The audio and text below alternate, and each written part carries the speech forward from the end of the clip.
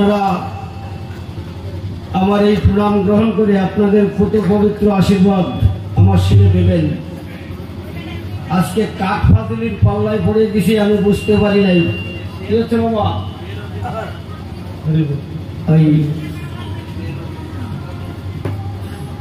মা কালীর পুজোয় নাকি পাঠা বলি হয়, আমি নতুন শুনলাম, আমি শুনি নাই। আপনারা দেখছেন নাকি মা কালীর পুজোয় পাঠা বলি হয়? সরকার কে বা কেমন মানুষ এটা একটু শোনেন। আমার মতো একজন নরাধম মানুষ বিজয় সরকার হতে পারে কি?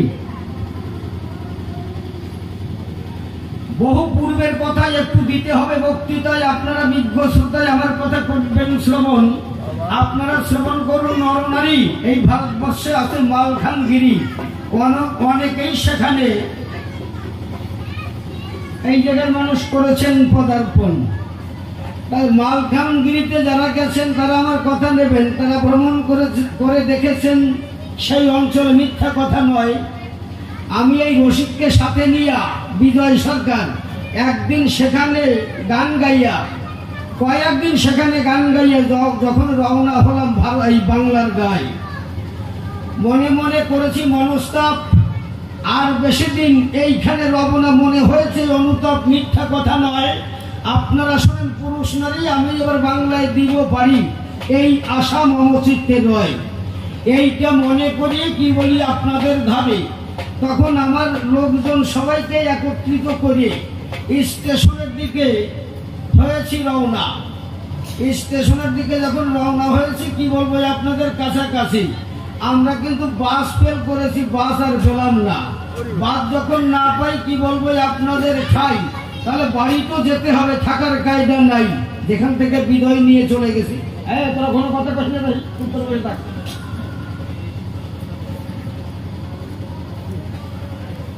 তা যখন রওনা হয়ে গেছি, বাস ফেল করেছি, এখন আর আসার কায়দা নাই। কিন্তু দিনে 2খানা বাস, কি বলবো আপনাদের সভা বাস। তা মনে করেছি বিবেচনা 12-14 কিলোমিটার হাঁটলে গাড়ি পাবো, ইহা পাবো, মিথ্যা না। তাই 12-14 কিলোমিটার হাঁটতে হবে। আপনারা জ্ঞানী সবাই আমার কথা নেবেন। তাই যখন জঙ্গলের মধ্যে থেকে হেঁটে চললাম, কি বলবো সভ্য সমাধান। এই সময় দেখি বনের মধ্যে সম্মুখে কিছু বানর আর হনুমান একত্রিত হয়ে আমাদের বের দিয়েছে, আর যাওয়ার কায়দা নাই। ওদের মধ্যে একজন সর্দার আছে, ডাক দিয়ে তখন আমি বিজয় সরকার আমার কাছে কইছে, বিজয় বাবুর কাছে বলছে যে বিজয় বাবু আপনারা মানুষের মধ্যে গান করেন, আপনি আমার কথা নেবেন। আমরা বনের পশু কিনা, মানুষের মধ্যে যেতে পারি না, মানুষ আমাদের ধরি মানে।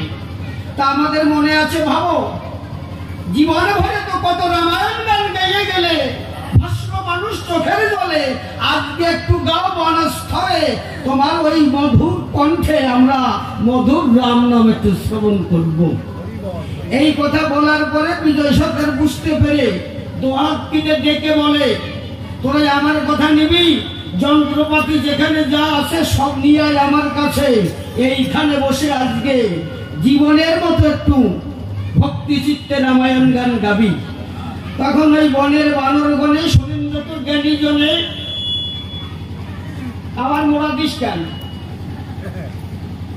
একবারে সাজিয়ে দিয়ে তুই ওই যে ঘরে চলে যা, আমি যে দেখেছিলাম ওই দোতলার পরে উঠে শুয়ে থাক, আর নামিস না, গান শেষ না হবি। এখন ওই বনের পাতা পল্লব ভেঙে ওইখানে বিছিয়ে দিয়েছে। এবারে 2-2.5 হাজার বানর বসেছে আর হনুমান বসেছে গান শুনবার করে। তখন গাইছে আমার বিজয়বাবু, তখন গান গাইছে রামায়ণ গান। ও কেন কাঁদরে, কেন কাঁদো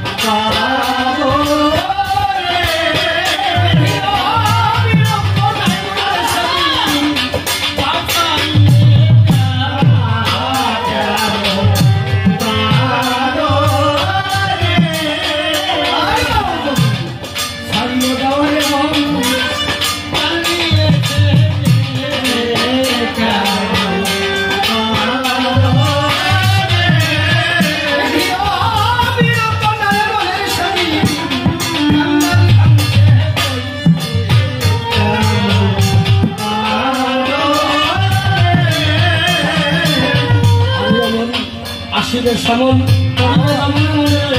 শেষায় ধরিবে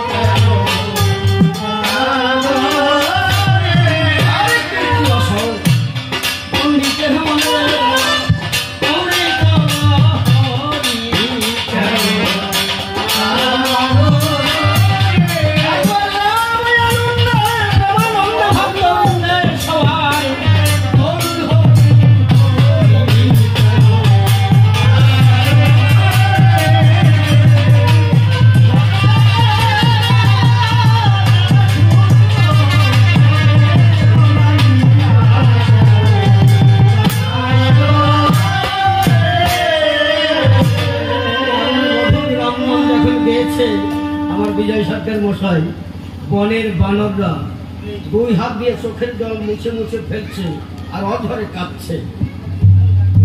এই রশিদ সরকার ডাক দিয়ে তখন বিজয় সরকারকে বলছে, বাবা আজকে যেমন ভাবে রামায়ণ আমরা বনের মধ্যে গাইলাম, জীবনে তো এমন ভাবে গান গাই নাই। এই গান যদি মানুষের মধ্যে গাইতে পারতাম বাবা কত টাকা আমরা পেতাম। তখন ওই বনের বানরের সর্দার যিনি, আপনারা শোনেন জ্ঞানী গুণী, একটা পরশ পাথর যাহা কেউ কখনো পায় না, সেটা রাখে আমার বিশ্বের চিন্তামণি, সেই পরশ পাথর বিজয়বাবুকে দিয়েছিলেন। এই সেই বিজয়বাবু। এই বিজয়বাবুর ভূমিকায় কি গান করা যায় বাবা? সেই পরশ পাথর না, সেই পরশ পাথরের পরশে তার কাটারিখানা শোনা হয়েছিল, আপনারা শুনেছেন। আজও বিজয়বাবুর ধামে সেই কাটারিখানা আজও আছে। এখন তারা রাখছে কিনা জানি না, তবে এই হচ্ছে বিজয়বাবুর জীবনের ঘটনা। এই সেই বিজয় সরকার। এই বিজয় সরকারের ভূমিকায় গান গাওয়া মানে একেবারেই কি করবো আপনাদের কাছে। আপনারা তো দেখছেন তারা, আমি তো দেখি নাই, নাকি অল্প একটু দেখছি। আপনারা বসেন, এবার একটা গান গাই, তারপরে ওর গাড়ির পেটনি ছাড়াই দিয়ে আজকে বাড়ি যাবো না, আমি বাড়ি যাবো না আজকে, অসুবিধা নেই। তারপরে ওর বাটি আজকে ফেরত পাবে কিনা সন্দেহের ব্যাপার আছে, যে বাটি ফাটি আইছে না কিনা। আপনার কানের পরে নাকি কি করিছে, এক বুড়ি গেছে গুড় কিনতে, 500 গুড় কিনবে বুঝছেন। এখন বাড়ি ছিল পুরনো কাঁসার বাটি, বড় একখান বাটি, তার ওজন হচ্ছে 660 গ্রাম। ওই বাটি নিয়ে জ্ঞাতনের বাড়ি গেছে গুড় কিনতে। জ্ঞাতনকে তাইয়ে বলতেছে, জ্ঞাতন কয় হা কি পা বুড়িমা, কয় তার গুড় বেশি নাকি, কয় বেশ কত গুড় যখন বানাইছি, কয় আমার 500 গ্রাম গুড় দেয়। 660 গ্রাম 70 গ্রাম একটা বাটির ওজন, সেটা ফ্যার না ভাঙিয়া যদি তাতে গুড় ঢালিয়ে মাপে তো অবস্থাটা কি হয়। ও ফ্যার ভাঙে নাই, ফ্যার না ভাঙে ওতে আর গুড় ঢালছে প্রায় 500-600 মতন। এইবারে পাল্লায় তুলে এই পাশে 500 দিয়া এইবার দেশে টান। এইবারে বা অবস্থা কি, এদিকে 1200 হয়েছে, এদিকে 500 হয়েছে, এদিকে উঁচু হয় আর উঁচু হয় না। যত টানে তত টানে। ও সাথে ওই বাটিতে গুড় আস্তে আস্তে সব ঢালিয়ে গেছে, তাও টানিয়ে দেখে বাটির দিক গুড়, তোর সাথা আমার গুড় দিতে হয়ে গেছে বোন, ঘরের তে যাইয়া সেটা টেনা নিয়েছে, টেনা বোঝেন তো নেতা যেটা কয়, ওই নেতা আগে ভালো করে বাটি মুছতেছে, মুছে মুছে তারপর উঁচু করছে, তাই বাটির দেখি দুধ। এখন বুড়ি কয় এই গাদন বাটিতেই গুড় নাই, তুই এবার গুড় দিবি, ওই সালার বুড়ি কথাবার্তা হিসেব করে বস, তোর বাটি ফেরত পাবি কি আজকে সন্দেহ ব্যাপার আছে, তোর পাল্লার আমার বাটির দিকে এত ঝুল তো দেওয়া যাবে না, তো তোর অত ঝুল আজকে দেওয়া যাবে না, ধৈর্য ধরে বসেন দেখি তোর ঘরের ব্যক্তি ছাড়ান যায় কিনা। তারপরে অবস্থা কি হয়েছে, কয়দিন ধরে ওই জায়গার নাম হচ্ছে, আজকে বোধ হয় তার শেষ দিন, মানুষ তো সেইখানে অধিকাংশ চলে গেছে। তারপরে বাউল গান, রাধে রাধে আজও সেই বৃন্দাবনে বাঁশি বাজে যে,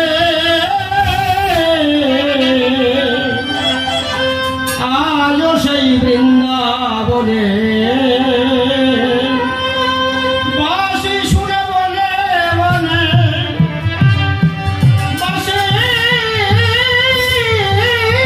শুনে বলে বনে ময়ূর নাচে রে, আজও সেই বৃন্দাবনে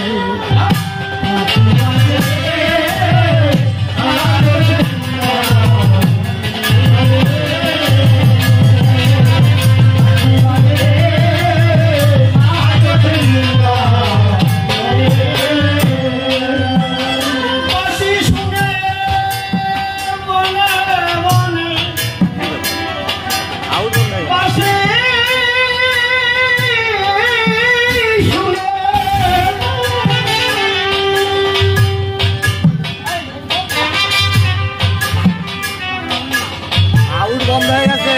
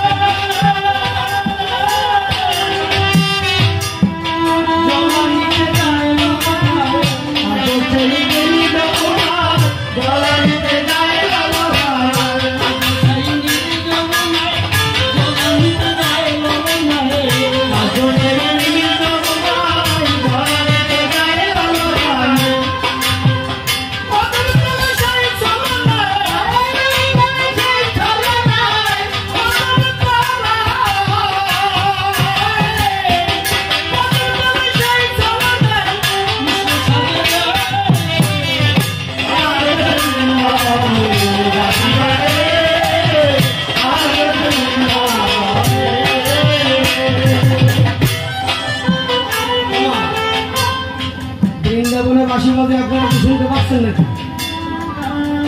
বৃন্দাবনে আজও বাঁশি বাজে। আমাদের রসিক ওই ভোরা কবে শুনতে পাই না, তাই মূর্তি পূজা করো কেন? আজও সেই বৃন্দাবনে বাবা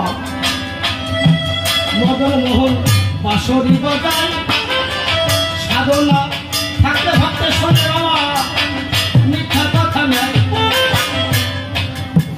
প্রতিনিয়ত বাঁশি বাজে শোনে ভক্তজন, বাঁশি বাজার কথা একটু বলুন।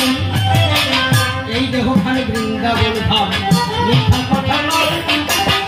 দেহধামের কথা কব মহতি সবাই, 21,400 পরিবার বাজে দেবশরী, সবাই বসে বসে শুনবে নারো নারী।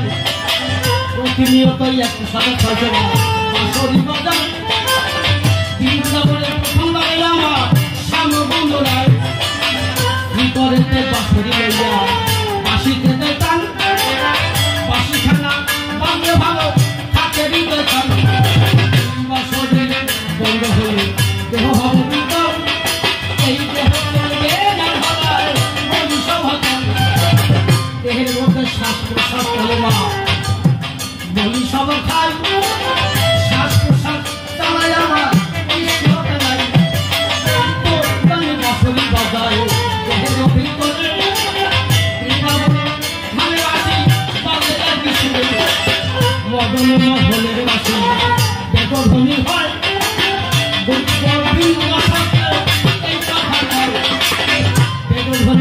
বাঁশিতে বাজে শোনে ভক্ত জনে, শ্যামের বাঁশি শুনে শাসন থাকে ভক্ত জনে। এই তো আমার বাঁশির তথ্য কহিলাম সভায়, ভক্ত ধরে শুনলে জানি কত ভক্ত নয়। অভয়া কবলে বাইরে বাঁশি দেখা দেয়, হ্যাঁ ওকে মূর্তি পুজো করো কি তোর বাপের শ্রাদ্ধ করবো নাকি? হ্যাঁ মূর্তি পুজো করো কেন?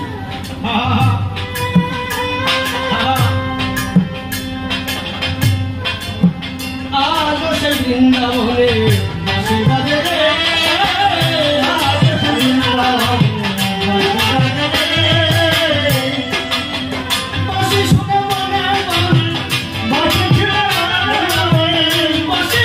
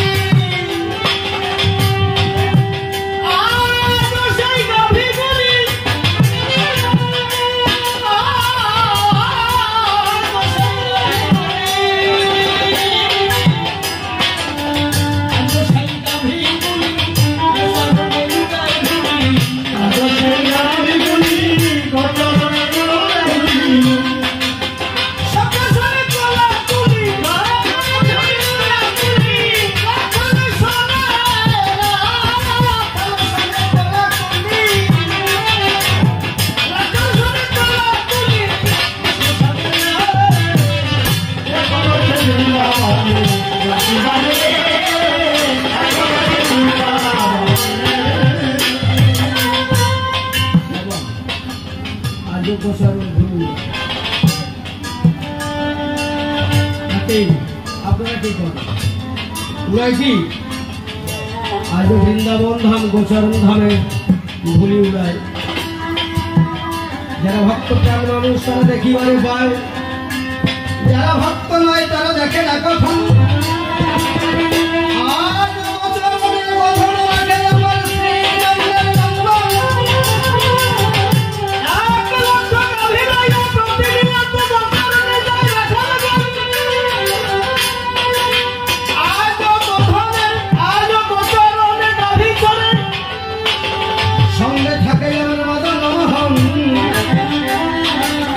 যার যেমন মনে সে তেমন শোনে বাবা, সবার খাই বৃন্দাবন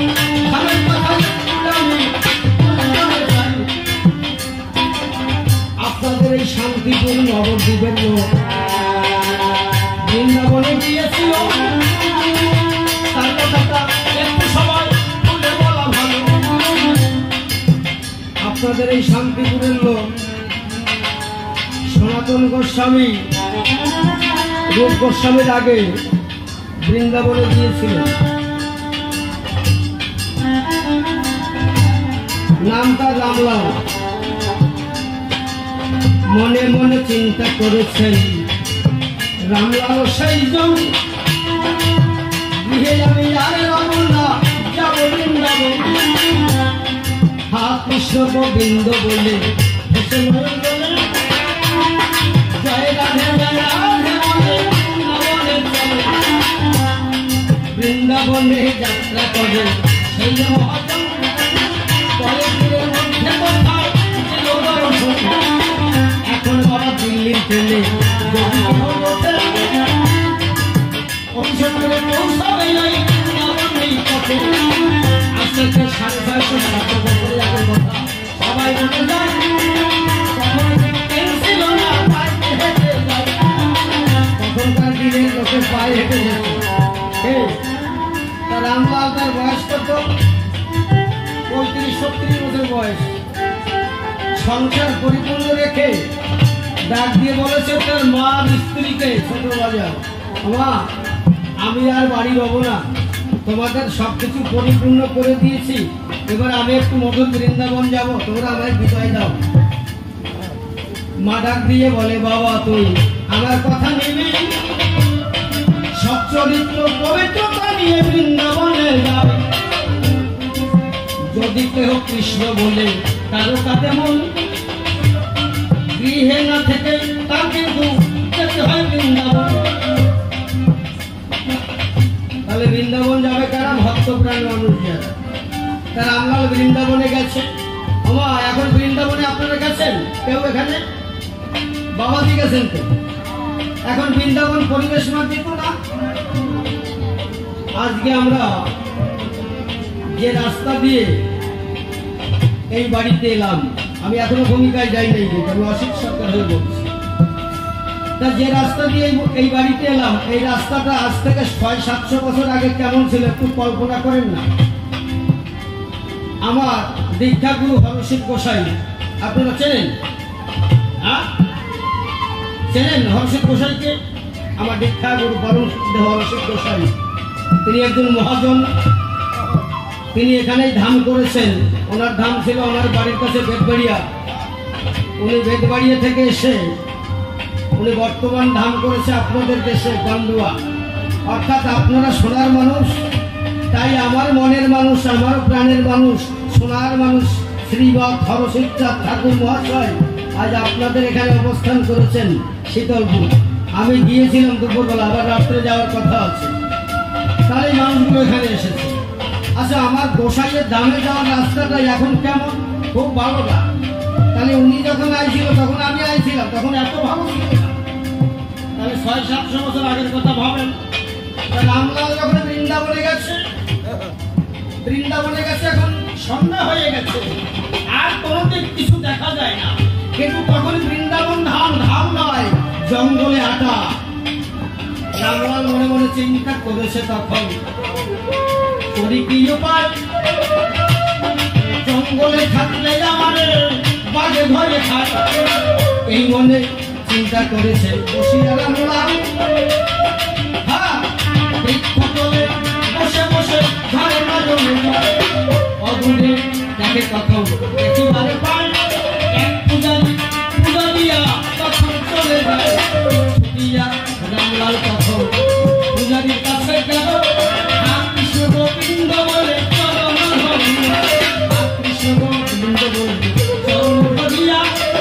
রামলাল সাধু তখন বলেছে নাবিয়া, বলে বাবা একটু মধ্যে জায়গা দেবো চাই, বাংলার মানুষ আমি বৃন্দাবনে চাই। আর কখনো যাবো না বাংলায়, বৃন্দাবনে যাবো, আমার একটু জায়গা দেবো বাবা, তোমার আসলে। সাধু করে বর্ণ তখন বলি, আপনারা শ্রবণে করলেন যত জ্ঞান। বাবা কাকা তোমার নাম কি? বলে আমার নাম রামলাল। তোমার বাড়ি কোথায়? আমার বাড়ি শ্রীধাম নবদ্বীপ। আমার বাড়ি শ্রীধাম নবদ্বীপ। নদীয়াতে হয় কৃষ্ণলীলা করেছে কোথায়? মহাপ্রভুকে দিয়েছে দর্শন, সেই জায়গার মানুষ আমি ভক্ত একদম। বাহ, এমন সুন্দর মানুষ তো পাওয়া যায় না। আজকে শ্রীমন মহাপ্রভু যেখানে লীলা করেছে, সেই লীলা ভূমির মানুষের দেখা পেয়েছি। রামলালের পা জড়িয়ে ধরে বলছে,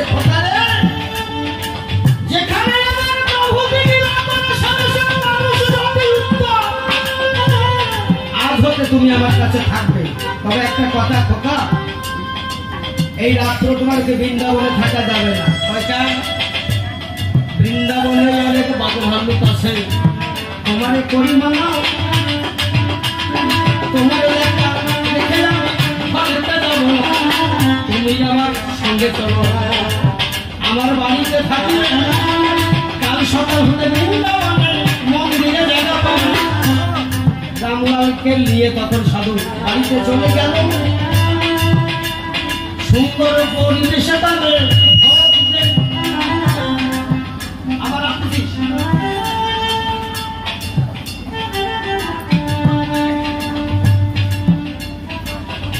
এর প্যাক করে উঠছে কেন? হাওয়া হয়েছে না? হাওয়াটাকে কয়ে বাবা আজকে আমার মাইক বাজ দিছে, তুই আসিস দেখ আমার দয়া বয়ে কইয়ে দেখ।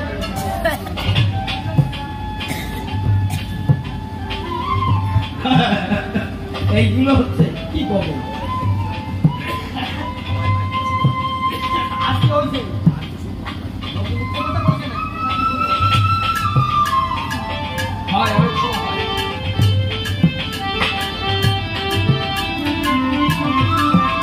রামলালকে পরিবেশ মার্জিত ভাবে ভোগ রন্ধন করে দিয়েছে। রামলাল সেবা করেছে, ছোট ছোট বাজার। এখন সেবার পরে তারপর দিনকে মন্দিরে গিয়ে ওই সাধু বাবা মন্দিরের বারান্দায় অর্ধেক ঘিরে দিয়েছে বড় বড় কাঠ দিয়ে। রামলাল বাবা তুমি এখানে থাকবা, আর একটা কাজ করবা কি, আমার এই ঝুড়ি আছে, তাও আছে, কোদাল আছে, প্রত্যেক দিন বৃন্দাবন ধামটাকে একটু পরিবেশ মার্জিত করে পরিষ্কার করবা।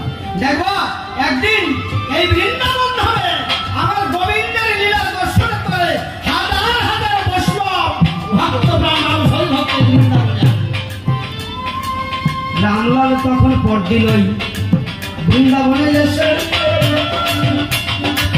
ঝুড়ি কোদাল নিয়ে মাত্র কাছে পরিবেশে, ঝুড়ি কোদাল নিয়ে বাবা জঙ্গলের মধ্যে যায়, সারাদিনে ধরিয়া বৃন্দাবন ধাম কাটিয়া বেড়ায়, কাটে কাটে পরিষ্কার করে। তা সাধু কি বলছে, ও রামলাল আমি সকালবেলা বাল্যভোগ দেই, চিড়ে মুড়ি দই খই একসঙ্গে আমার গোপালকে দেই, এটা তুমি পাবে। দুপুরবেলা অন্ন ভোগ দিই, এটা তুমি পাবে। রাত্রে আমি মিষ্টান্ন দেই, এটা তুমি পাবে। আমি কিছু নিয়ে যাবো না, তোমার চলে যাবো। বাবা ঠিক আছে, আসতে পারে। অসাধু বাবা আপনাকে একটা কথা জিজ্ঞেস করি, কিছু মনে করবেন না। আপনারা বৈষ্ণব সেবায় যান, মা আমা তোমরা যাও, কি নিয়ে যাও তোমার গোপালের জন্য, বৈষ্ণব ভক্তের জন্য? বাতাসা নিয়ে নাচতে নাচতে যাও না? হ্যাঁ,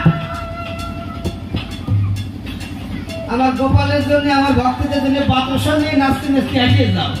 এর চাইতে বড় আকাশ আর ভারতবর্ষের বুকে কিছু হতে পারে না। কেন শোনো, আমার যে গোবিন্দ ননি চুরি করে খেত, জীবনে একটা বাতাসা খায় নাই, কোন দোকান থেকে দিয়ে পাই নাই, এবার একটা বাতাসা দিয়ে খাইয়ে দেই, তা কোনোদিন খাই নাই। মা আপনারা কোনদিন বাজারে গিয়ে ভক্তপ্রাণ মানুষ যারা তাদের বলছি, বাজারে গিয়ে কোনো একটা বাতাসা কিনে খাইছেন? ছেলে মেয়ের জন্য নিয়ে আইছেন? আনেন নাই? তাহলে আপনার ইষ্ট দেবতা আমার গোবিন্দ, আমার রাধারানী, তার জন্য বাতাসা নিয়ে নাচতে নাচতে যাবা কেন? এত বড় ফাজলামি হবে কেন? একটা ছানার সন্দেশ নিয়ে যাই, আমার গোবিন্দ তো ননি ভালোবাসে, ছানা ভালোবাসে, আমার গোবিন্দ খাবে না। দেখবে ভক্তের নিবেদন কেমন, যেমন নিবেদন আমার গোবিন্দ তেমন ভাবে তাকে দিতে বাধ্য থাকবে সর্বক্ষণ। তা বাতাসা দিলি তোমরা কি বাবা, আম দেখা গাছে টোপর টোপর পাটা পাটা হচ্ছে, সাধারণ গাছ বাড়িতে সবই গোবিন্দের সেবা ওই বাতসা নিয়ে যাইয়ে না মা কেউ। আমি আজকে বারণ দিয়ে গেলাম এই জায়গায় আসিয়া। আজকে গুরুর ভূমিকায় কিনা অনেক কথা কইতে হবে। বাতসা নিজে যখন খাও না ওর সাথে আমার গোবিন্দরে দিয়ে না, একটা খানার সন্দেশ নিও, নয় বাড়ি থেকে একটু অন্য ভোগ রান্না করে নিয়ে গেলিও নাকি। বাতসা নিয়ে নাচতে নাচতে চিটিংবাজি করতে যাবো কেন? আমি নিজে খাই না, তা আমার গোবিন্দরে দেবো কেন? এইটা সবাই মনে রাখবো মা, গোবিন্দ সবাই কখনো বাতসা নিয়ে দেবো না। একবার বুঝছি, সত্যি কথা বলতেছি। আর প্রত্যেক দিন বাড়ির ছেলে মেয়েদের একটা করে শ্লোক পড়াবেন গীতা, দেখবেন বাড়ির পরিবেশটা সুন্দর হয়ে যাবে। আর এই আপনারা কই, আপনারা মতুয়া, আমিও মতুয়া। প্রত্যেক দিন বাড়ির ছেলে পুলেদের একটা করে হরিসঙ্গীত গান পড়াবেন, লীলামৃতের একটা করে অধ্যায় পাঠ করাবেন যারা স্কুল কলেজে যায়। দেখবেন স্বর্গধাম আলাদা কোথাও না, স্বর্গধাম এই মানুষের এই ব্যবস্থ প্রশস্ত ধর্মের মধ্যেই স্বর্গধাম। এই বাবা আজকে এই বাড়িতে এসে আমার বড় ভালো লেগেছে। কেন? এটা পরিবেশ মার্জিত মানুষ।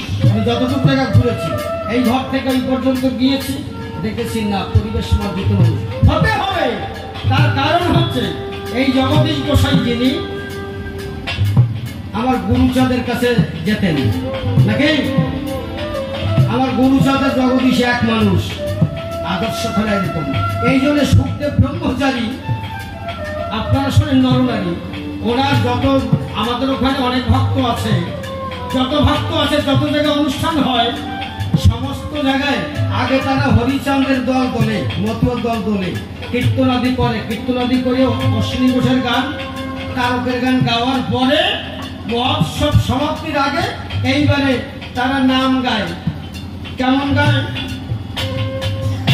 জয় রাধে রাধে কৃষ্ণ কৃষ্ণ গোবিন্দ গোবিন্দ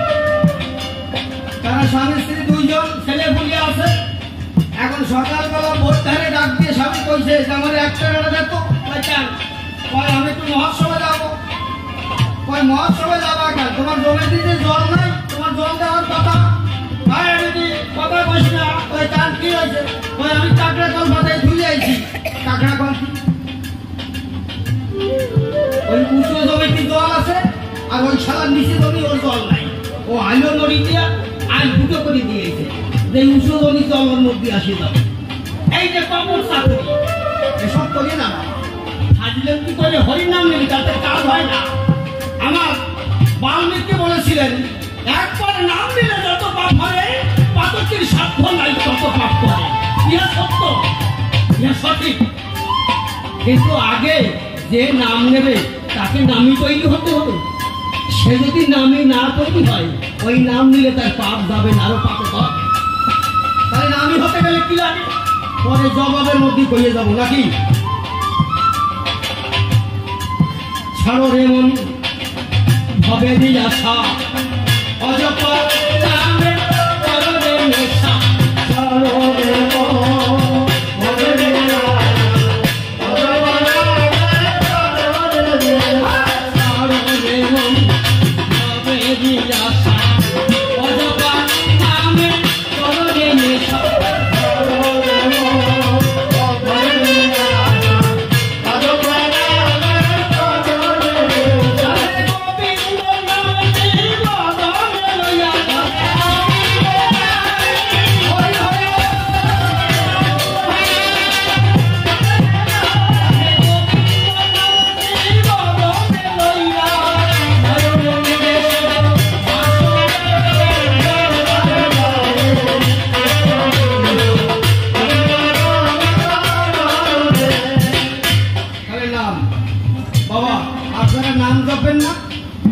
জপেন তো, মালা টেপেন।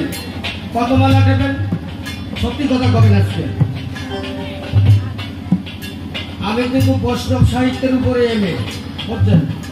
আমার কাছে মিথ্যে কথা করি হবে না। আমি মতুয়া মানুষ যদিও। মালা কি হবে? 16 মালা তো টেপেন, তাহলে একটা গতি হবে। 16 মালা টিপলে 28,000 হয়। কি বাবা, আমরা পারি উঠি না।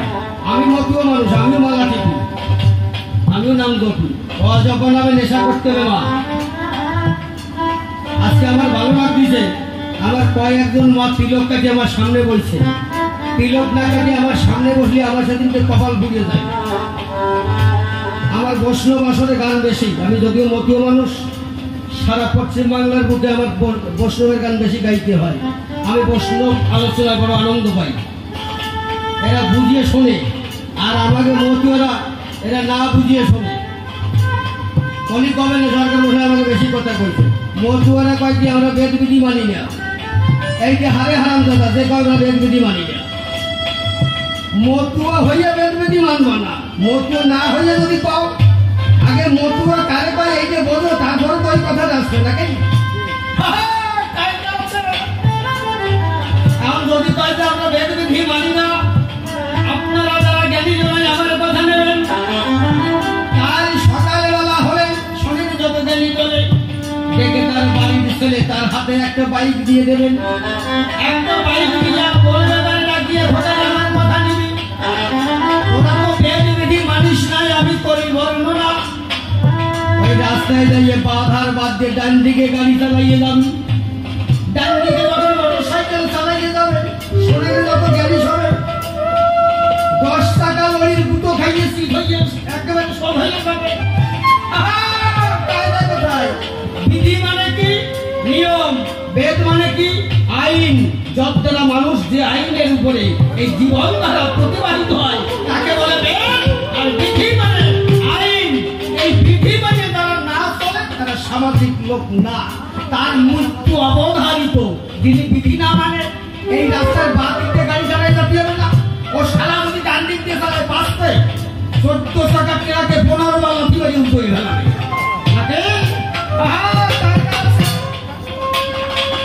এইবার রামলাল তখন মনে মনে করিছে চিন্তন, অনেক জায়গা পরিপাটি হল বৃন্দাবন। একদিন সন্ধ্যাবেলা বৃন্দাবন ধাম পরিষ্কার করে এসো। যখন এই রামলাল মন্দিরে প্রবেশ দেখে একটা সোনার নুপুর বাবা বারান্দায় পড়ে রয়। রামলাল তখন নুপুরকে ঠিকানে পায়। মনে মনে রামলাল তখন করিছে ভাবনা, কোথা হতে আসিল এই সোনার নুপুর খানা। সোনার নুপুর ধরে রামলাল ভাবিছে মনে মনে, এই নুপুর রেখে দেব আমি অতীতে যখন। কোদাল খেলা ধরে হাতে মন্দিরের পিছে গেল। কোদাল দিয়ে তখন রামলাল মৃত্তিকা খনন করিল। মৃত্তিকা খনন করে রামলাল যখন নুপুর খানা ফেলে, সোনার নুপুর কোদালে ঠেকিয়া কোদাল খোলা হয়ে গেল। রামলাল তখন বসে বসে মনেতে চিন্তিল, এই যে কোন সোনার নুপুর, আমি যে হায় হায় নুপুরের বর্ষে কোদাল সোনা হয়ে গেল। রামলাল চিন্তা করছে ব্যাপারটা কি, এ কার নুপুর? এই নুপুর পেয়ে এই নুপুরের বর্ষে আমার লোহার কোদাল সোনা হয়ে গেছে। নুপুরখানা মাটির নিচে রেখে মন্দিরেতে আসে। সারাদিন সারা রাত্র শুয়ে আছে, মনে নয় অভিলাষে, মনে মনে করছে ভাবনা, নুপুরখানাটা এই নুপুরখানা করতে হবে অতি সম্ভব। সকালবেলায় উঠে নামলাম, আবার বনের মধ্যে গেল। দুপুরবেলা এসে মন্দিরে ভজন সারিল, ভজন সারিয়ে রামলাল বছরে যাওয়া বনের মধ্যে যান, ফিরে যাবার আসিছে রামলাল সন্ধ্যার সময়। সন্ধ্যার সময় যখন ফিরে আসে, মন্দিরের বারান্দায় দেখছে এক অপরূপা এক সুন্দরী নারী কি যেন খুঁজে বেড়াচ্ছে। রামলাল পিছনে গিয়ে দাঁড়িয়েছে, কোনো কথা বলে না। রামলাল যখন পিছনে দাঁড়িয়েছে কোনো কথা বলে না, ওই অপরূপা সুন্দরী নারী নিচু হয়ে যখন উঁচু হয়ে দাঁড়িয়েছে, তখন পিছন পানে চেয়ে দেখছে একজন পুরুষ মানুষ। রামলালকে ডাক দিয়ে বলছে, কি আপনি একজন পুরুষ মানুষ আমার পিছনে? বলছে, মা চিন্তা করো না, তুমিও প্রকৃতি আমিও প্রকৃতি, আমি বৃন্দাবনের পুরুষ নাই, আমার দিক থেকে চিন্তা করতে হবে না। তখন ওই অপরূপা সুন্দরী নারী বলছে, রামলাল তোমার নাম তো রামলাল? বলছে, হ্যাঁ। বাবা একটা কথা বলো? বলছে, কি বলো মা? বাবা তুমি কি এখানে একটা সোনার নুপুর পেয়েছো? বলছে, হ্যাঁ মা আমি পেয়েছি। তার আগে বলেছে, রামলাল এটা বৃন্দাবন ধাম, এখানে মিথ্যা কথা বলতে নাই, তুমি সত্য কথা কও, তুমি কি একটা সোনার নুপুর পেয়েছো বাবা? রামলাল বলছে, হ্যাঁ মা পেয়েছি। বলছে, মা নুপুরখানা দেবে? বলছে, হ্যাঁ দেবো। মা তাহলে তুমিও এখানে বৃন্দাবন ধাম, তুমি মিথ্যা কথা বলবে না, তুমি একটা সত্য কথা বলো। আমার তুমি কে আর নুপুরখানা কার? ওই অপরূপা সুন্দরী নারী তখন ডাক দিয়ে বলছে, রামলাল আমি বৃন্দাদূতী। বাবা এইখানে যদি কোনো কৃষ্ণ প্রেয়সী আসে, আপনারা যদি দেখা পান, আপনারা এসে বসে থাকতে পারবেন? আমি জীবন ভরে যার সাধনা করে চলেছি, সেই সাধনার বস্তু যদি আমার কাছাকাছি আসে, আমি থাকতে পারবো? রামলাল তখন চোখের জল ছেড়ে দিয়ে বৃন্দাবতীর পায়ের উপরে পড়ে বলছে, মা আমার সকল ভাগ্য ভালো, তাই কৃষ্ণ প্রেমসী বৃন্দাবতী দর্শনে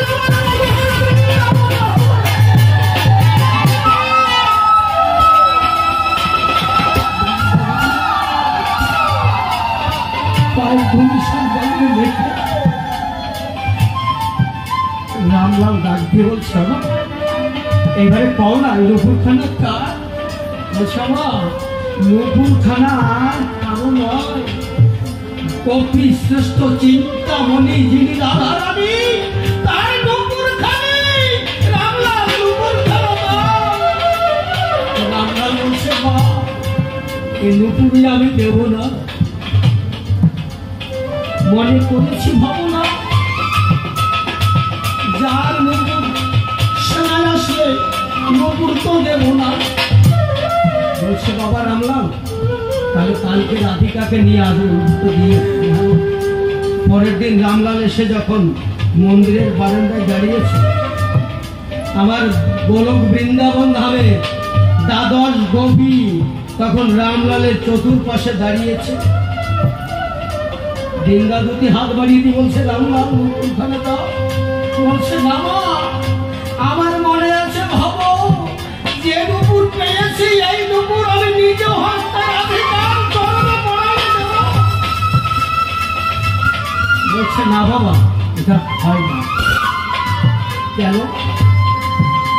বাবা, তুমি তো এখনো দীক্ষিত হওনি, কৃষ্ণ বীজ গ্রহণ করো। তুমি কৃষ্ণ বীজ, কাম বীজ, কাম গায়ত্রী যদি নিতে পারো, তোমার চিত্ত শুদ্ধি, দেহ শুদ্ধি যদি করতে পারো, তাহলে এই সময় রামলাল ডাক দিয়ে বৃন্দাবতীকে বলছে, মা, আমার জীবদ্দশায় আজকে যে অবস্থা ঘটেছে এটা মানুষের হয় না। তা আমার মনে আছে, ভাবো, আজ আমি আমার রাধিকার অধর হইতে আমি কৃষ্ণ বীজ গ্রহণ করিব। তখন শ্রীমতী রাধিকা কৃষ্ণ বীজ যখন রামলালকে জানিল, আমার রামলাল সেদিন হতে পরম বৈষ্ণব হয়ে গেল। আমার শ্রীকৃষ্ণ সেই বৈষ্ণবের পরশ পাইতে আমার কৃষ্ণ প্রেমানন্দ হরি হরি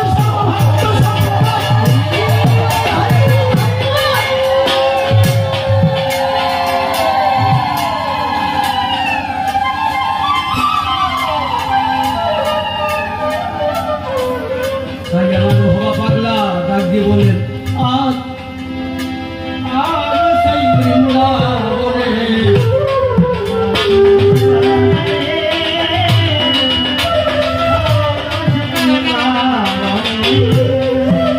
বাঁশি শুনে মনে মনে, বাঁশি শুনে মনে মনে মন নাচে রে।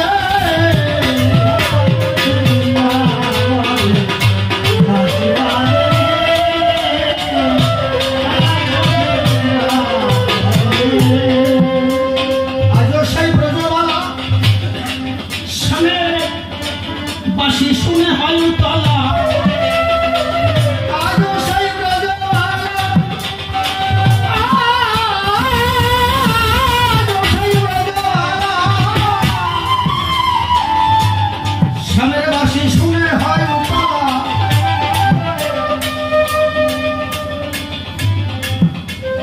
আজও সেই ব্রজবালা, শ্যামের বাঁশি শুনে হয় তলা।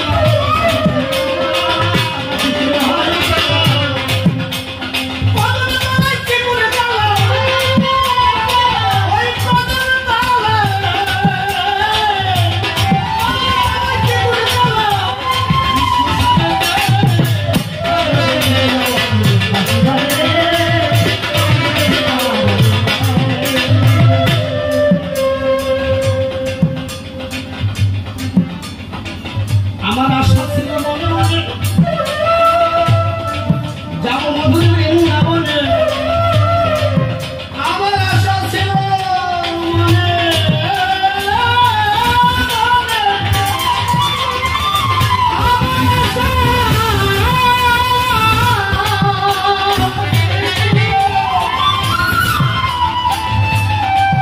আশা ছিল মনে মনে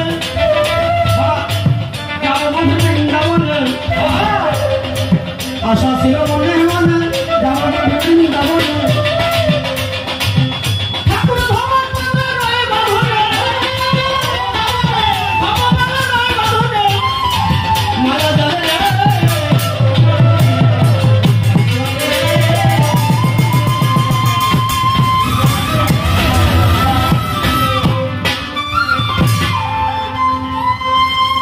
সাগর দেবায় পদ্ম মহিমা দোলায় সাধের তারা, বাজে বজ্রে মধুর বাসি, কুসুমে মোর কমল হাসি, আমার সন্ধানে ব্যাকৃত তটিনীর ঘোর ধারা। রবি শশী গ্রহদলে আমার ইচ্ছাতে চলে, আমি আমার পরিধান, আমি সবার নমস্যই, আমি সবার উপাস্য, আমাতেই বিশাল বিশ্বই, আমি তাহার বিশেষই কল্যাণ, আমাতেই কর্মকাণ্ডই, আমাতেই বিশাল ব্রহ্মাণ্ডই, আনন্দ দিবা বিবাহরি, আমার মধ্যে যে বিরাট আমি প্রকাশ, আমি দিবাজ আমি, অর্ধ সভাকক্ষে সভাপক্ষে এহেন বিরাট আমারই আমি নমস্কার করি। যাই হোক, মানসিক কাজ শেষ করে কবিগানের সূত্র ধরে সভাকক্ষে দাঁড়াইতে চাই। এই কবিগান শুনবার করে এলেন যত নারী আর নরে, প্রত্যেকটি ভক্তা ভক্তের চরণ পরে আগে আমার শ্রদ্ধার্ঘ নিবেদন জানাই। তাহার ভিতর দিয়া কিছু কথা যাব কইয়া সতী সাথে বসি, আমার কথা করবে না করনন। প্রায় মাস দেড়েক আগের কথা, একটু দেই বক্তৃতা, এই বাড়ির বায়না কিন্তু করেছিল আমার এই ক্যামেরায় যে বসে আছে এই যে চ্যানেলে, এ হচ্ছে নিরুপমা মতুয়া টিভি। এইখানে আসলে পরে সমস্ত সরকারের গান শোনা যায়। তা আপনাদের কাছে একটা নিবেদন, আপনারা চ্যানেলটা যখন গান শুনবেন একটা করে সাবস্ক্রাইব করবেন। তা আমার এই চ্যানেলের মালিক যিনি, ওনার নাম হচ্ছে পিন্টু পাত্র। আমি বলি সভাগাত্র, মিথ্যা কথা নয়। এই বাড়ির মালিক পক্ষ থেকে খুলে বলি আপনাদের সভাবাকে ওনার নাম্বারে ফোন করিয়ে তখন ডাক দিয়ে কয়, দাদা আমার কথা নেবা, আমাদের পান্ডুয়াতে গান গাইতে হবে, তোমরা কি গান গাইতে পারবা? সে করে বর্ণনায়, আমি তো কইতে পারবো না। আমার সরকার মশাই যিনি ফাঁকা আছেন কি তিনি, আমি ফোন করে আগে জানি, তাই সে আমার কাছে ফোন করে ডাক দিয়ে বলে বারে বারে, সরকার মশাই এই 22 তারিখ নাকি আছে, 7 তারিখ, 7 তারিখ আর 20 তারিখ, 7 তারিখে পান্ডুয়ায় গান গাইতে পারবা নাকি? বলো দেখি আমার ঠাই। আমি করি বর্ণনা, 7 তারিখে তো বাইরে এখনো কেউ দেয় নাই, ফাঁকা খালি আছে, মিথ্যা বলি নাই। তুমি আমার কথা ধরো, ওইখানের বাইরে গ্রহণ করো, চলো আমার দল নিয়ে সদল বলে আজ পান্ডুয়ায় গান গাইতে চাই। তার কথাই অনুপাতে ঘুরে বলি আপনাদের সাক্ষাতে বাইনার কথাবার্তা হয়েছিল সঠিক, সেই সঠিকের মধ্যে দিয়ে কি আবার একটা গোলে বাঁধিয়ে আবার সেইটা হয়েছিল বেঠিক। সেইটা বেঠিক যখন হয়ে যায় আমি বলি দরকার নাই ওই জায়গায় গান গাওয়ার আমার হিয়ায়, তাহলে ওই গানের আর নাই প্রয়োজন, যখন বাইনা তারা করে নাই অর্পণ। ঠিক আছে, অন্য জায়গায় দেখো। আবার রাত 11টা যখন বাজে, কি বলবো আপনাদের সভা সাজে, তখন শনিবারে পাই ফোনের মধ্যে দিয়ে বলে, দাদা বায়না হয়েছে সেই স্থলে আমাদের কিন্তু 7 তারিখে যেতে হবে, এই কথাটা লিখে রাখা চাই। আমি করি বর্ণনায়, আমি তো এখন এত রাত্রে লেখালেখি করতে পারবো না, তুমি আমার কথা নেবা, তোমার যখন চ্যানেল আছে একটা কপি লিখে আমারে পাঠাও আর একটা কপি তাকে পাঠাইয়ে দেবা। কি বাবা পাঠাইছে না নাকি? তা সেই বায়না অনুপাতে কি বলবো আপনাদের সাক্ষাতে আমি আসলাম আজ এই আসরতে, দিলাম আপনাদের মহৎপ্রিয় সবাই দর্শন। তা যাই হোক, আজকের সভাখানা মণ্ডিত হয়েছে কি বলবো আপনাদের কাছে আমার কবি কাব্যের ভূমিকায়। এত সুন্দর সভা দেখা যায় কম, আমি দেখে যাই প্রথম। তার কারণ কি, আমার প্রত্যেকটা উঠাপ চ্যানেল দেখবেন, যেখানে গান গাইতে যাই হাজার হাজার মানুষ থাকে, কি বলবো আপনাদের সভাবাকে। আজকে কিন্তু এই জায়গায় পাওয়ার কায়দা নাই, এই জায়গায় 3000 মানুষ আছে, খুলে বলি আপনাদের কাছে। তা বাঘ ওরা তো হয়ে গেছে 5-7 জায়গায়। আর সবাই তো আর আমার দলের মানুষ না, কেউ আছে ওলে ওলে, কেউ আছে গেল রে ভুলে, কেউ আছে নামের দলে, কেউ আছে কবির দলে, এইভাবে সব জায়গায় ভাগ হয়ে যায়। সেই ভাগের মধ্যে দিয়ে যে কয়টা ভক্ত এসেছে সবাই আছে বসিয়া, মিথ্যা কথা নয়। কি বলবো আপনাদের সভা নিকটে আমি একেবারে মনের পরপুটে আপনাদের চরণাভাগে প্রণামও জানাই। যাই হোক, ভক্তের চরণ বন্ধনা করি, আপনারা শোনেন নর নারী। এইবার পাগল বিজয়ের ভূমিকা ধরি, সভ্য সবাই হব পদার্পণ। আমার বিপক্ষীয় কবি যিনি, আমার স্নেহের ভাই উৎপল সরকার গুণমণি, রসিকের ভূমিকা ধরি দিয়েছিল দর্শন। সে এসে সভাগাত্র কিছু করেছে প্রশ্নপত্র, আমাকে বিজয় সরকার করেছে সভা সদন। আমার দাদা গুরু যেজন আছে খুলে বলি আপনাদের কাছে, সে হবে বিজয় সরকার। তার কাছে কিছু কথা জানবোই, আমার মনে আছে ভাবোই আমারও কিছু কথা জানার দরকার।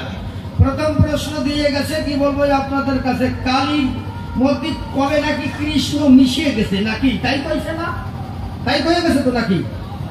কৃষ্ণ কেন কালী হয়েছে? ও যে এই কথা কোন জায়গা পাইছে আমি এখনো পাই নাই, কোন শাস্ত্রে প্রমাণ নাই যে কালী কৃষ্ণ হয়েছে, এই কৃষ্ণ কালী হয়েছে, কোন জায়গায় পাই নাই। আপনারা পাইছেন নাকি? বসাই, আপনারা পাইছেন কৃষ্ণ কালী হয়েছে?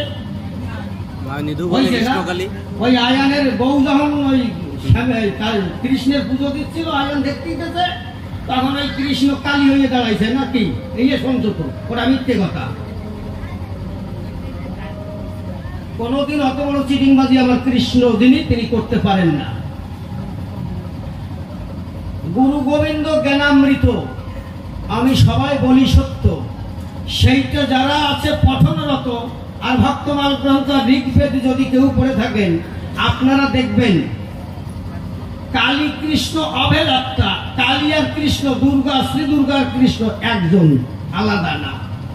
ভক্তের কারণে আলাদা হয়েছে। প্রকৃতি হচ্ছে শ্রী দুর্গা, আর যিনি এই জগৎব্যাপী যিনি স্বয়ং, তিনি হচ্ছে কৃষ্ণ। তাহলে কৃষ্ণ যদি মর্তভূমে আসে, পুরো বলি আপনাদের সকাশে, তাহলে সেটি কালীর মধ্যে প্রবেশ করে। কৃষ্ণ স্বয়ং যিনি, শ্রীমতী দুর্গা তিনি, আদ্যা শক্তি তিনি। কৃষ্ণ কখনই হয়নি কালী, কালী যে কৃষ্ণ সে।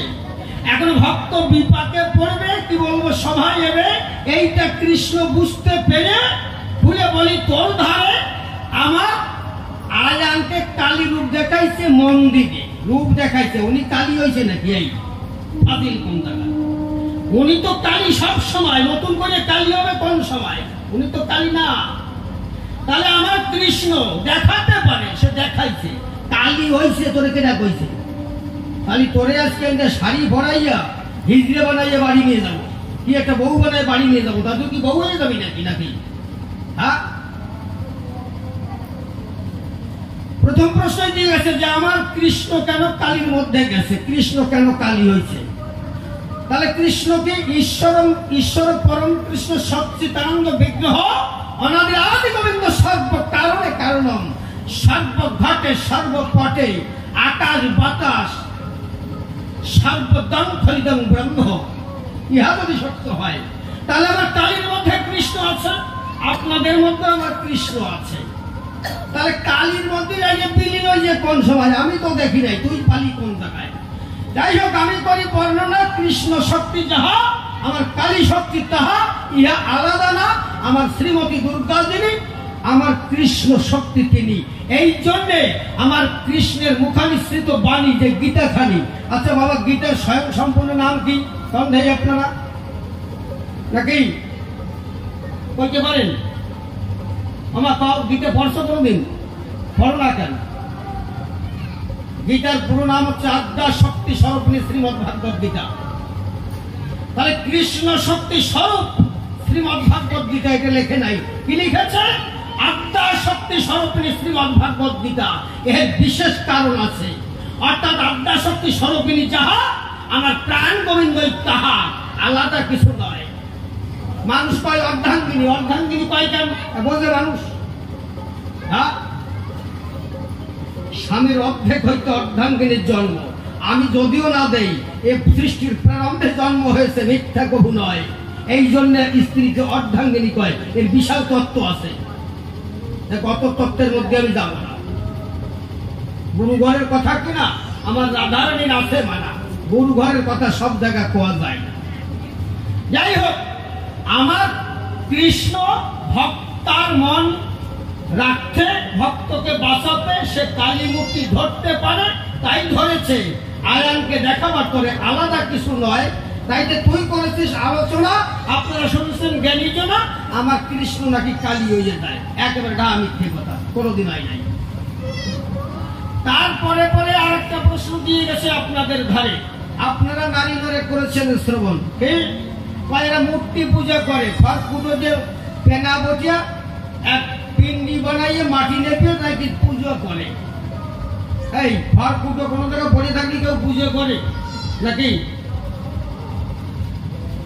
এ বেবদের মতন কথা কইছে না। সাকার আর নিরাকার, এই নিরাকার কখন সাকার হয়? আমি বলি সভ্য সবাই, আপনারা আমার কথা নেবেন। একটা গ্লাসে জল যদি আপনারা রেখে দেন, ধরেন ঠান্ডা জল রাখলেন, ফ্রিজ থেকে বার করে রাখলেন, তা ফ্রিজ থেকে বার করে রাখলে পরে আপনারা দেখবেন জ্ঞানী ধরে কিছুক্ষণ পরে ওই গ্লাসের বাইরে, স্টিলের গ্লাসের বাইরে কিন্তু জল ধারা, জল বিন্দু ধারণ করেছে, জল ঘেমেছে, কিংবা ঘামে না? আচ্ছা, এই জল কি গ্লাস ফুটো হয়ে বেরিয়েছে নাকি? নাকি তাহলে আসলো কোন জায়গা দিয়ে? এই হাওয়ার মধ্যে জল আছে। বলে বলি তোর কাছে, সেই জল ধরার যোগ্যতা সবার নাই। যদি বরফ জল ভিতরে থাকে, শোনেন যত জ্ঞানী লোকে, ওই বরফের টানে এই হাওয়া যে বিশুদ্ধ জল, ওইটা ওর গায়ে লাগে, আলাদা কিছু নয়। তাহলে ভক্ত যদি ভক্তি চিত্তে, আমি বলি সভ্য সভাতে যদি এক মন হয়ে তারে ডাকতে পারে বিলক্ষণ, সেই অধারা খলিদম ব্রহ্ম তিনি সাকার রূপে সে ভক্তের মাঝে দিতে পারে দর্শন, আলাদা কিছু না।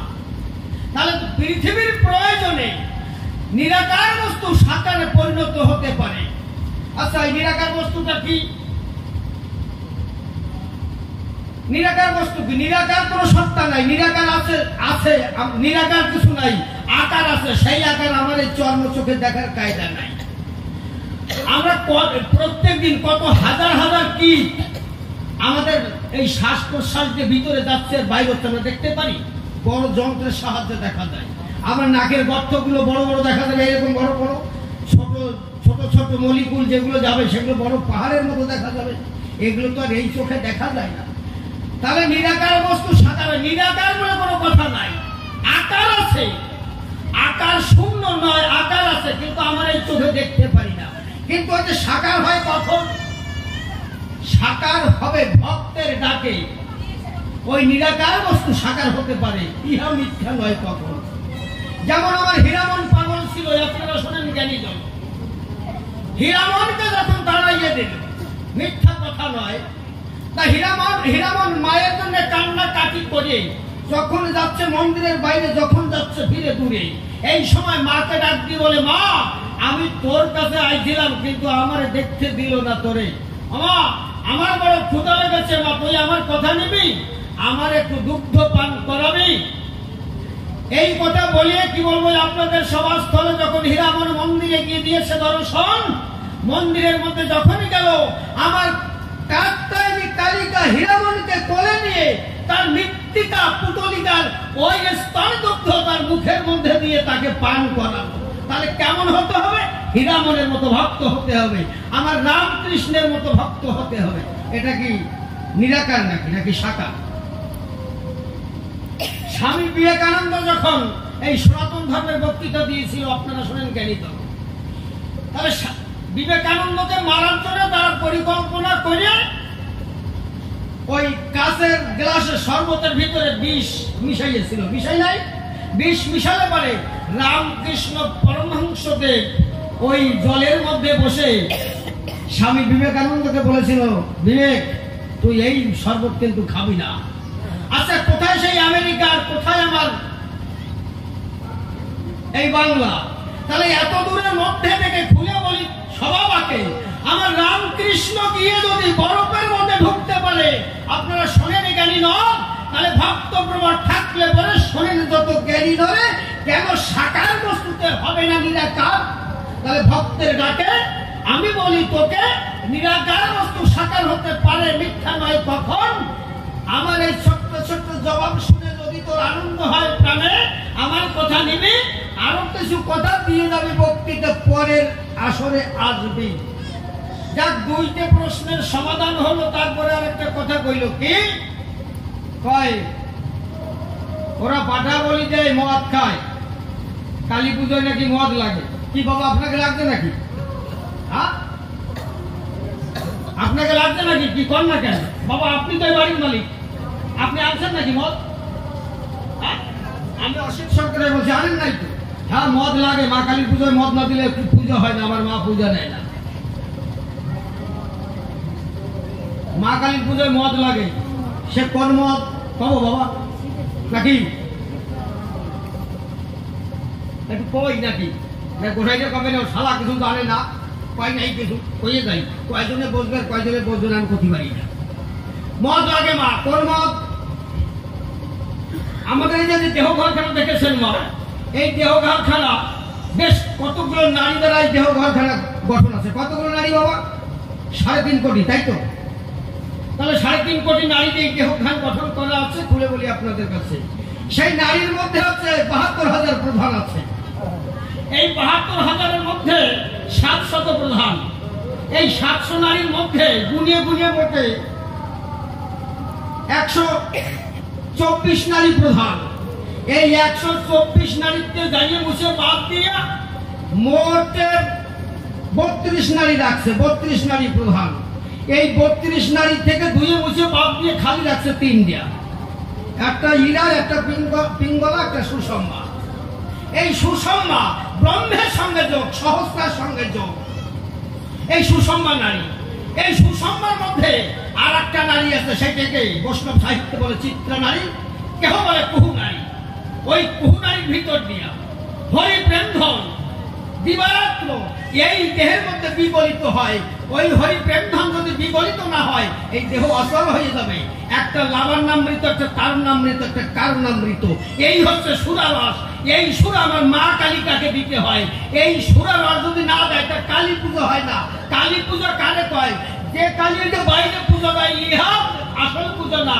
আসল পূজা আমার কুলকুণ্ডলী সত্তা কালিকা সত্তায় জাগৃত করে, ইহা হচ্ছে কালী পূজা।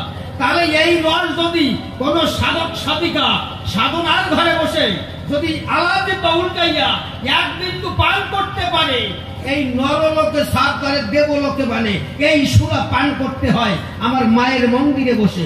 এই সুরা ভক্ত প্রাণ মানুষ যারা তারা এই সুরা পান করে। তুই যে চোরাই কথা কইয়ে দিছিস ও শ্রাদ্ধের জিনিস না।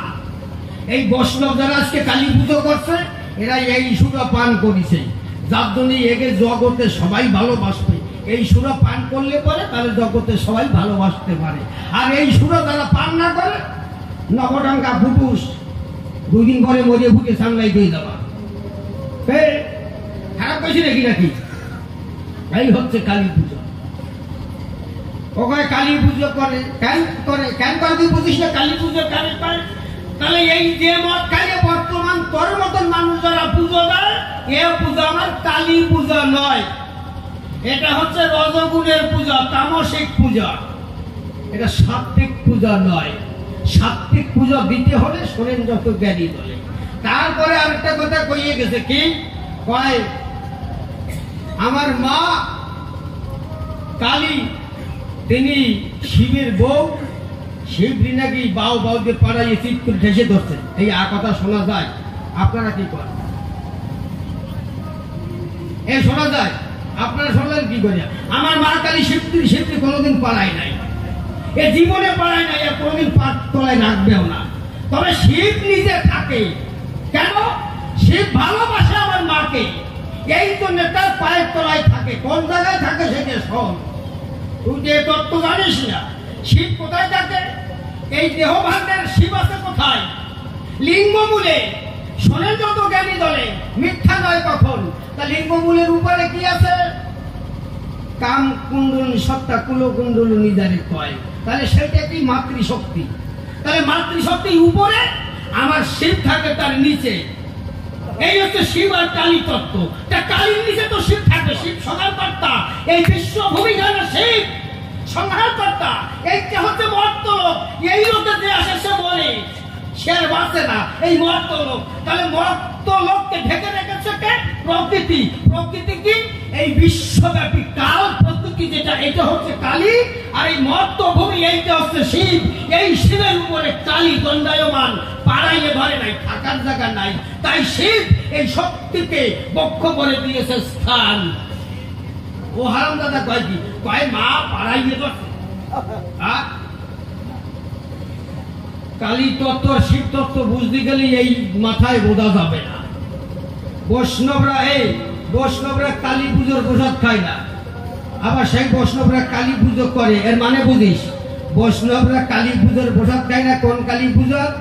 ওই যে যারা তামসিক রজগুণের পূজা করে, শোনেন যত নারী নরে, যারা তিলক কাটে কপালের উপরে, ওরা ওই প্রসাদ কখনো গ্রহণ করে না।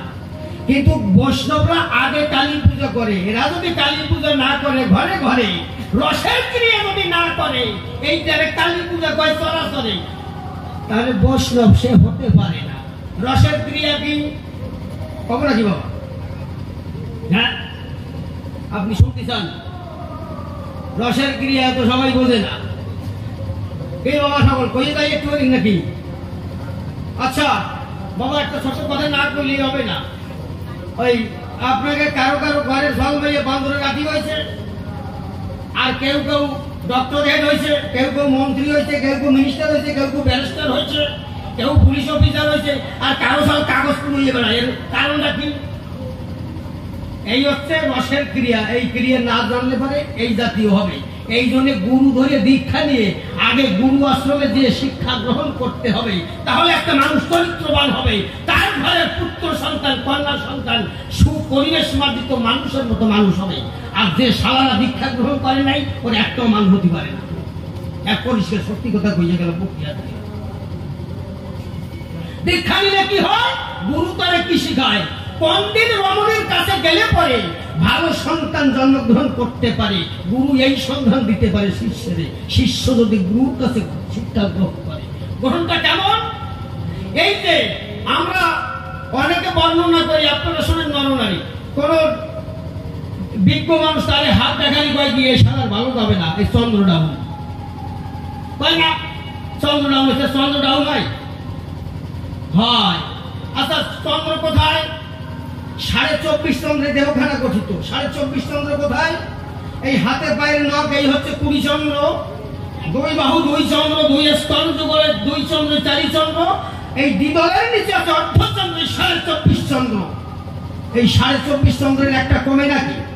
তা ওই গণক কি করে কয়, অ্যাস্ট্রোলজার কি করে কয় সারা চন্দ্র ডাউন হয়েছে? ওই চন্দ্র চন্দ্র না, আর এক চন্দ্র আছে। আমি নিয়ে যাই সেই চন্দ্রের কাছে, গুরু শিক্ষা দেয় এই চন্দ্র। এই চন্দ্রটা কি?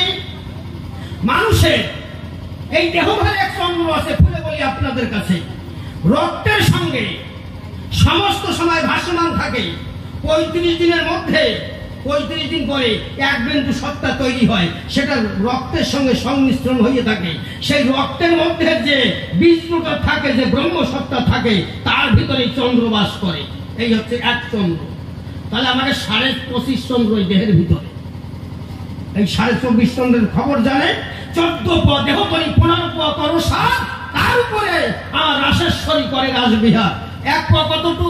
এই 1 প 2 প 3 প, যার যার দেহে 14 প। এই 14 পর উপরে আমার রাধা কৃষ্ণের রাসের বিহার। এই চন্দ্র নাগালেও পায় না। এই চন্দ্র ধরতে হবে কিভাবে? তাহলে চন্দ্র থাকে দ্বিদল চক্রে। কখন? একেবারে পূর্ণিমা যেদিন হয়, শোনেন যত জ্ঞানী দয়, এই চন্দ্র 2 দণ্ড কিন্তু এই দ্বিদল চক্রে রয়। এই দ্বিদল চক্র হতে যখন কৃষ্ণপক্ষ শুরু হয়, এই দ্বিদল চক্র হতে আমি বলি সবার সাক্ষাতে এই চন্দ্র আস্তে আস্তে ডান ধারে যায়। এক এক দিন এক এক জায়গায় বসত করে, এক এক তিথি এক এক নক্ষত্রতে, কখনো নাভিপদ্মে, কখনো অনাহত, কখনো শতচক্র, কখনো সাধনতন্ত্র। এক এক দিন এক এক তিথি নক্ষত্র অনুযায়ী ওই চন্দ্র স্থাপন করে। এইবার যখন কৃষ্ণ পক্ষ থেকে শুক্লা পক্ষ আসে, খুলে বলি আপনাদের সকাশে, ওই চন্দ্র এক এক করে আবার পূর্ণ অমাবস্যা যেদিন, সেই দিন এই বাম পার তলে বৃত্তাঙ্গুলের নিচে ওই চন্দ্র বসত করে। এইবার কোন দিন চন্দ্র কোথায় থাকে এইটা বলি স্বভাবাকে। গুরু যদি ধরে লোকে, গুরুর কাছে যদি সন্ধান নেয় যে গুরুদেব চন্দ্র কোন দিন কোথায় থাকলে পরে যদি যায় স্ত্রীর ধারে, তাহলে কেমন করে পুত্র সন্তান ভালো হতে পারে, সেই সন্তান দেও আমায়। সেই শিক্ষাগুরু সেই সন্ধান দিতে পারে। শোনেন যত নারী ও নরে, সেই বংশের একটা ফলা মানুষ হয় নাই, বিশ্ব বসুধ হয়। জন্মতত্ত্ব কইয়ে গেলাম আপনাকে। জাগে জাগে গুরু আছে, গুরু ধরে শিখবেন। এগুলো প্রয়োজন। খালি একেবারে গেলাম আর হইয়ে গেল। গুরু তবিল ভেঙে হয়েছি দিন অশ্বিনী ঘোষাল একটা গান গাইছে না নাকি? তাহলে আমি কেমন রূপে ছিলাম? এই পৃথিবীতে আসার আগে আমি আর একটা পৃথিবীতে ছিলাম। সেই পৃথিবী কোনটা জানেন? আমার পিতার এই মস্তক মন্ডল, এটা একটা পৃথিবী। আমি এই পৃথিবীতে ছিলাম। আমি ঘর ছাড়া হয়েছি রে বন্ধু তোর গোপন আহ্বানে। বিজয় সরকার একটা গান গেয়েছে। অনেকে ভাবে না আমার কৃষ্ণের বাসে শুনে রাধা গোপন আহ্বানে ঘর ছাড়া হয়েছে। না, ওরা না, আমি ঘর ছাড়া হয়েছি। আমার পিতার মস্তকে ছিলাম। এই পিতার মস্তক হতে আমার মায়ের গর্ভকেশর চক্রে আসি। এসে আমি মর্তভূমি এসেছিলাম। যেদিন সেই দিনটা হচ্ছে আমি ঘর ছাড়া হয়েছি। সেইটাকে বলে দুর্লভ মানব জন্ম। যার ছোট্ট ছোট্ট করে শোনেন যত জ্ঞানী নরে, ওর প্রত্যেকটি কথার জবাব দিলাম আসরে। আর তেমন আমার বলার কিছু নাই। এইবার একটা ধুয়ো ধরে আরো কিছু কথা বলবো সেই ধুয়োর ভিতরে। তারপরে ও আবার আসি আসরে কি কয় এইটা একটু শনিবারে চাই। তার মধ্যে দিয়ে আর একটা কথা বলি, সবাই আপনারা আমার কথা নেবেন। এই যে আমার পাশে আর একটা আমার ভাই বসে আছে, খুলে বলি আপনাদের কাছে। আমার গুরুদেব শিশির সরকার, আগে অসীম সরকার মশাই ছিল, ওনার কাছ থেকে শিশির বাবুর কাছে এসেছি। আমি অসিত সরকার হয়ে বলছি।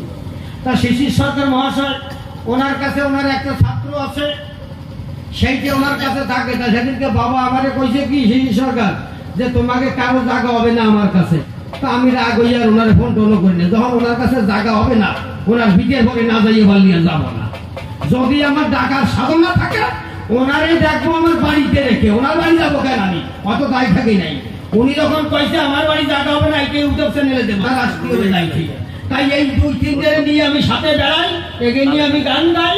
তাই আমার মনে আসতে বাসনা, আমার এরপরে আমার ভাই একটা গান গাবে, আপনারা শ্রবণ করবেন। জ্ঞানী জনা ও ভালো গায়, ও কিছু কথা কবে, তারপর আমার ওই রসিক আসবে, রসিক আসে আরো কিছু কবে, আমি আবার আর খালি কইয়ে যাব।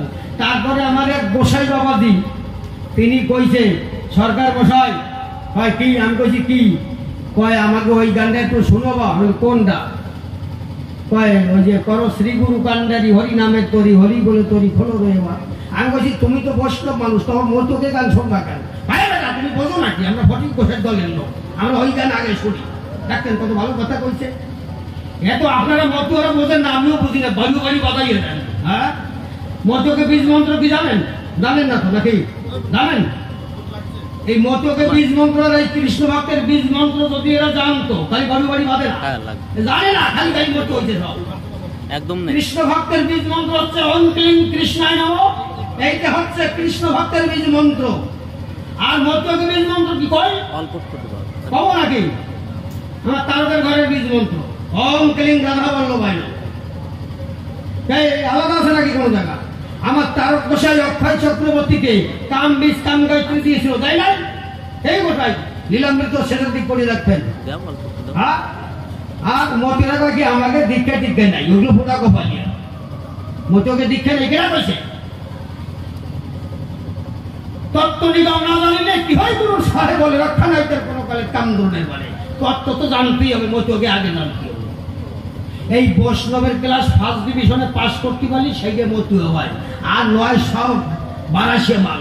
ওই আষাঢ় মাসে এক জাতের কুল হয়, দেখবেন আমার উঠোনে একটা গাছ আছে, এই সময় তো হয়েছে জমবে, আবার আষাঢ় মাসে হবে। আমরা কই দিলে খাই না, কই করে বারাসে কুল। এই না জানিয়ে যারা মতুয়া ওই বারাসে কুলির দলে হরিয়ে গেছে ওই করা নাকি? এর যাতে বারাসে কুল যে করা, না জানা যে করা সেই করা। যারা জানে শোনে, আমার তারক গোসাই, আমার গোপাল সাধু, এই যে আমার গোসাই হরসিদ ঠাকুর, এরা মহাজন মানুষ, জানা শোনা মানুষ। আমার হরসিদ গোসাইর কাছে গেলেই পাওয়া যাবে মতুর বীজ কি। আমি তো তার ধরা, সে যদি আমার না দেয় আমি জানবো কোথায়? সে আমার দিছে, আমার গুরু প্রণালী আছে। তাহলে প্রশিক্ষণ নিতে হবে ভালো দোকানদারের কাছ থেকে। তাহলে ভালো দোকানদারের কাছে আগে যাইতে হবে। আমার সুখদেব গোসাই, আমার জগদীশ গোসাই ঘরের মানুষ যারা আছে, মানুষ যদি যায় তাদের কাছে, আর মানুষ যদি যায় আমাদের গোসাই মতন মহাজনের কাছে, তাহলে সেই মানুষ বাঁচতে পারে, নাহলে বাঁচার কায়দা নাই। অল্প বয়সে চোখের জুতি চলে যাবে, চামড়া ঢিল হয়ে যাবে, চুল পাকিয়ে যাবে,